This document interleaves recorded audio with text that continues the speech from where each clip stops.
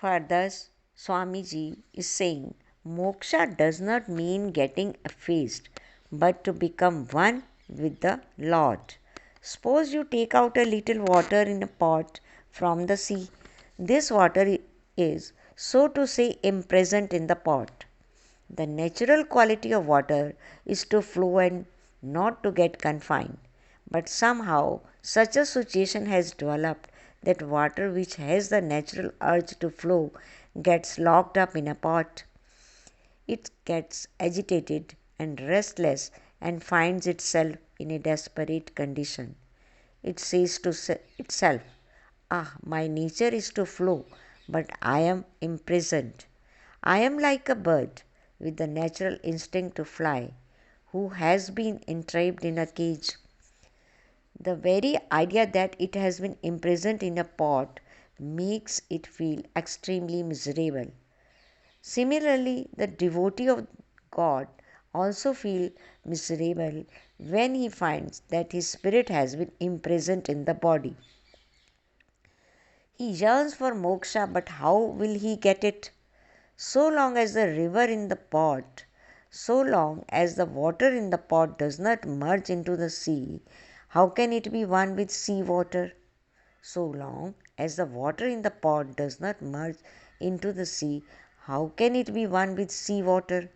So also the soul, imprisoned in the body of a devotee, vehemently agitates but cannot merge into the Lord. Eventually, a time comes when the yearning to merge into the Lord becomes irresistible. The soul struggles desperately to become one with God, who helps him to jump into his loving lap. It is like the water in the pot, which, when merged into the sea, creates the sound bird, bird, twice or thrice, and the pot water and that of the sea become one. Now, how can you separate the pot water from the sea water? So, when a Sagun Upasak get merged into the Lord in the aforesaid manner, he can no longer be separated. This is moksha. The devotee has thus got completely merged in the Lord, which is its real form. Moksha means mukti or liberation. The word moti, pearl, is derived from mokta. There is a shell in the sea. There is a shell in the sea in which is imprisoned a drop of water, which gets converted into pearl. But the conversion of the drop of water into pearl does not take place so easily. The sea thrashes the shell again and again. The drop imprisoned within the shell cannot take the shape of a pearl until the sea batters it vigorously. That is why it is called liberation from the world. The world strikes the devotee who has given up everything. The world strikes the devotee who has given up everything right and left, and as a result thereof, he gets transformed into a pearl. A blast of wind comes from the sea, tossing the shell up and down. The shell, being thus continually subjected to such violent strikes, is highly agitated from within. There is an intense yearning in the drop to get liberated from this bondage. When this yearning reaches the peak of anguish, the drop in the shell feels, "I have to get rid of this bondage. This is not my real home. I have to be one with the sea, which is my real self." The unending battering by the sea blast and the tremendous agony within gives the drop a divine, brilliant, and heavenly glory. Out of duality, non duality manifests itself, and at long last, the much awaited auspicious day arrives when the shell gets opened and out comes a beautiful and divine personality transformed into a full fleshed pearl. It could never have dreamt of such a wonderful transformation. It is liberated from the bondage. In the same way, remember that the divine pearl is encased in the body.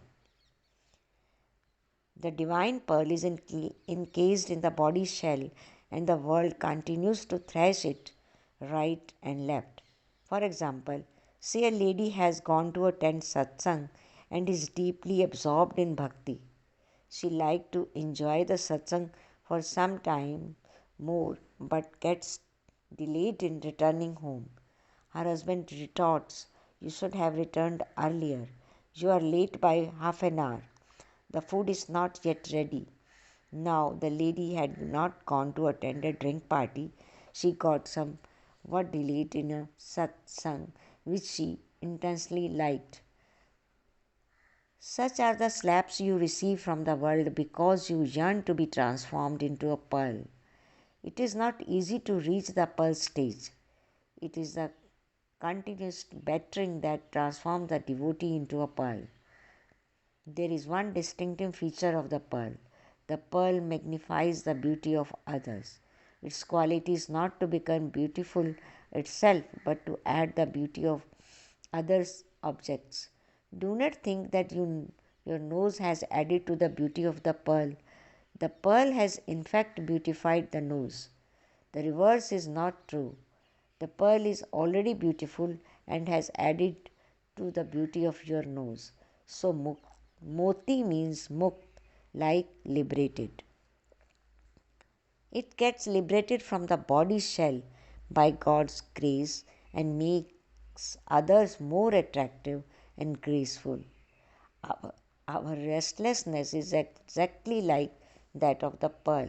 We too get continuous thrashing from this world, which we had mistakenly taken as sweet and delightful through ignorance. Experience has proved that what we considered as sweet was in fact bitter. One does not realize the truth without personal practical experience. You will not normally accept another's advice straightway. There was a young man whose family members used to exhort him to attend to hear satsang. He was married and had one or two issues. His mother used to entreat me to advise the young man to attend satsangs. I told her, "Don't worry, the time has not yet come. I know where he stands and what is the extent of his spiritual awakening. Send him to me. I shall recite some couplets to him." When he came, I recited to him 3 couplets. The substance of these couplets was that a young man, when newly married, was totally looking after his wife, absorbed in looking after his wife and children, and the pursuit of worldly pleasures. He did not even think of God. Young age was such that one thought only of achars and chutneys, pickles and sauces, and did not care for God. What could be done? It was difficult for him to get out of this perplexing state of mind. When the time for awakening will come and the material world will thrash him right and left, he will automatically think of attending satsangs. So long as one's desire for liberation does not become extremely intense, God does not break the shell to set him free. Thank you. Continue tomorrow.